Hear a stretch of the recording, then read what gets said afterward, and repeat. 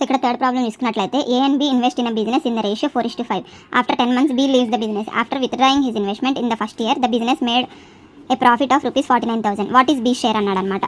So ఇక్కడ చూసుకున్నట్లయితే A, B investment చేశారు 4:5 రేషియోలో. A వచ్చేసి 4x ఇన్వెస్ట్మెంట్ చేస్తే B వచ్చేసి 5x ఇన్వెస్ట్ చేశాడు అని అనుకుంటే ఇది వచ్చేసి వాళ్ళ రూపీస్ ఆఫ్ ఇన్వెస్ట్మెంట్ అనమాట. కానీ వాళ్ళు ఏమన్నాడు, B వచ్చేసి 10 months తర్వాత వెళ్ళిపోయాడు బిజినెస్ నుంచి అన్నాడు. అంటే A వచ్చేసి 12 months ఇన్వెస్ట్ చేశాడు, B వచ్చేసి 10 months మాత్రమే ఇన్వెస్ట్ చేశాడు. అయితే వచ్చిన ప్రాఫిట్ 49,000 అన్నాడు. అంటే టోటల్ ప్రాఫిట్ మనం ఇలా ఎలా చెప్పొచ్చు, 4x into 12 plus 5x into 10 is equal to, అంటే B 10 monthsకి ఈ A వచ్చేసి 12 monthsకి ఈజ్ ఈక్వల్ టు 49,000 అని ఈక్వేషన్ వస్తే, సో ఇది 48x plus 50x is equal to 49,000. So ఇది 98x is equal to 49,000. So 49,000 2 ones 2 500s. So ఇక్కడ మనకి x ఈజ్ ఈక్వల్ టు 500 అనేది వచ్చిందనమాట. కానీ ఇక్కడ మనకి ఏం కావాలి, what is the B share of profit.